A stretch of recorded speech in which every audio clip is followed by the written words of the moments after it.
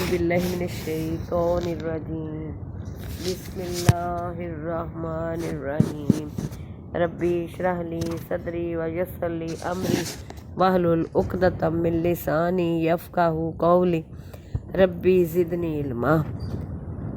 السلام علیکم، قرآن و سنت چینل میں خوش آمدید۔ آج میں بیان کرنے لگی ہوں کہ حضرت یسیرہ بیان کرتی ہیں کہ رسول خدا صلی اللہ علیہ وسلم نے عورتوں کو حکم فرمایا کہ وہ اللہ اکبر اور سبحان اللہ مالک قدوسی اور لا الہ الا اللہ کی محافظت کیا کریں، یعنی انہیں حتیٰ کا امکان پابندی سے پڑھا کریں۔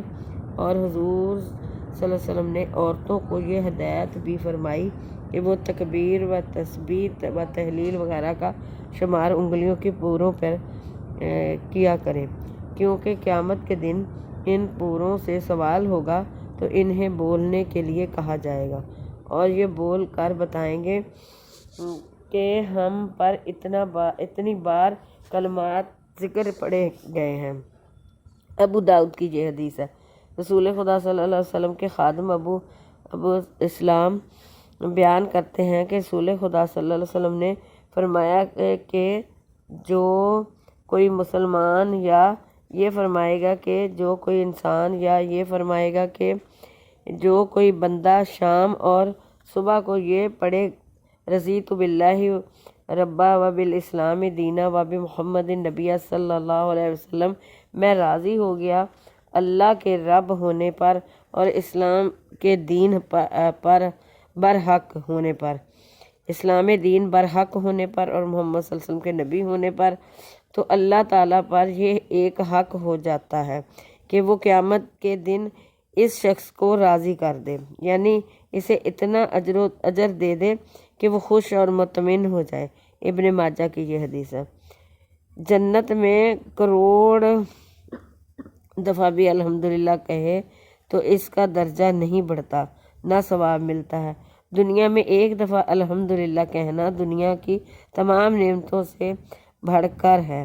اس لیے وقت کی قدر کرو اور پیسے کی بھی قدر کرو، بیکار ضائع نہ کرو۔ وقت بڑی قیمتی دولت ہے، اس کو ضائع نہ کرو اور تسبیح و تحمید میں رہو۔ نیز آپ نے فرمایا اصل چیز کام کرنا ہے، اس کا موقع دنیا ہی میں ہے۔ جب روح بدن سے نکل جائے گی پھر کروڑ جتن کرے نہ ملے گی۔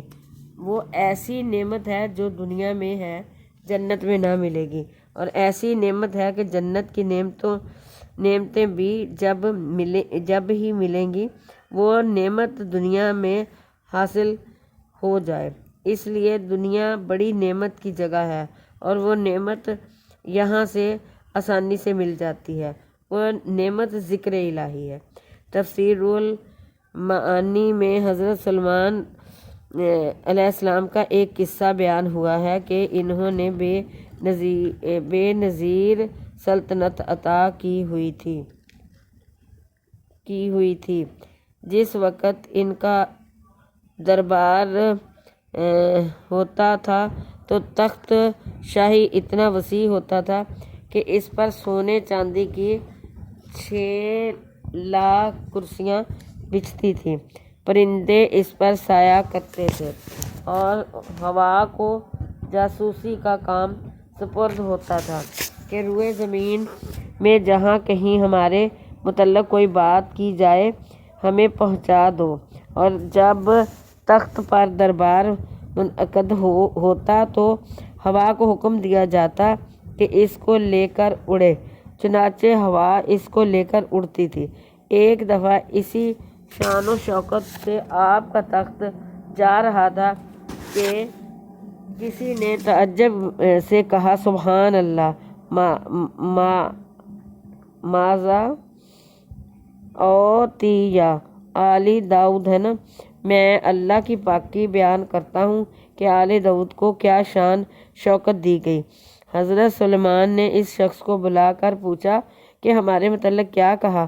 وہ پہلے تو ڈرا، پھر تسلی دینے پر بتا دیا کہ ایسے کہہ رہا تھا۔ حضرت سلمان نے فرمایا تسبیح واحدہ خیر مما اوتی آل داؤد، ایک دفعہ سبحان اللہ پڑھنا اس شان و شوکت سے بہتر ہے جو آل داؤد کو دی گئی۔ اور ابو وائل بن سلمہ تابعی بیان کرتے ہیں حضرت عمر رضی اللہ تعالیٰ عنہ نے مجھے اپنے ہاتھ سے 4 عطیے دیے اور کہا کہ ایک نعرہ تکبیر دنیا و مافیہ سے بہتر ہے۔ طبقات ابن سعد۔ اللہ آپ کا حامی و ناصر ہو۔ اللہ حافظ۔